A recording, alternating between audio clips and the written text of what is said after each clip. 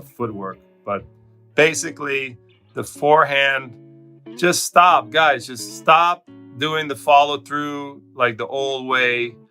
Stop. Check. You have to look for the tension in the arm. Is there a lot of tension in the arm or not? And if you insist on teaching like the classic low to high swing with the finish above the shoulder, you can do it. You can do it, but there has to be a lot of looseness in the arm. You have to create the lag and snap.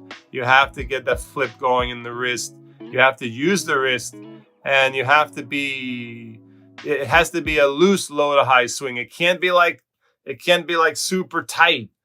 So that's the best advice I could give you is check the tension of the arm. So no matter what style you're going to do, if I can't convince you to go extreme on the wipering, we could spend the whole show talking about different backswings, like elbow first or like Rick Macy style backswing, like ATP backswing, or we could get into that too. But I'm just talking about how you generate looseness. And number one, I do a lot of manual manipulation with the player. I try to sounds kind of weird, but you go in there with your hands like a martial arts coach, and you try to physically loosen them up when they swing. We do a lot of shadowing. I do a lot of shadowing with the kids.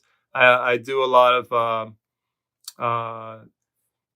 of stages where you have the kids swing slowly, staying loose, and then slowly progress to faster and faster, because there has to be a progression to help generate the looseness and the elasticity in the swing.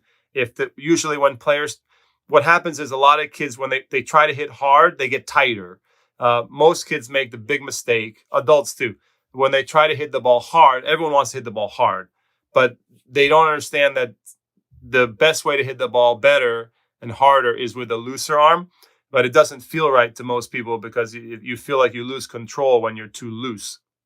Anyway, so the trick is to slowly, through progressions, teach a kid to be loose and to be whippy and elastic. And I developed a whole way to do that I think it works really well. With some of the things that I mentioned, physical manipulation, working a lot on what happens to the forearm post impact, and then just helping the kids through feedback, helping them feel how much tension they're carrying in their shoulder and in their arm and their lower arm and in their wrist. Very important. So that to me is like a huge, huge thing. I got to start right here. This is like a huge thing. Why can't we develop better forehands in this country? Not so much at the top level. I'm talking about go watch a junior varsity tennis match. Go watch a varsity tennis match in high school around this country. It's just a technical disaster land. And that's because these are the kids that are going through red, orange, green, and they're getting shoddy, outdated coaching advice. They're being taught sort of traditional strokes. They're not being taught very good footwork. And then they all end up on JV and low-level varsity high school tennis. And it's a disaster. It's terrible, all those kids could look a lot better, have a lot better skills, play a lot better, less injury, fewer injuries.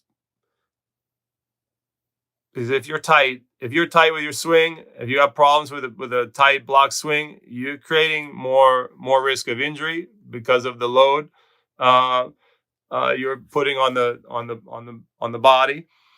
And we'd have much just on a broad level, we'd have much better forehand technique across the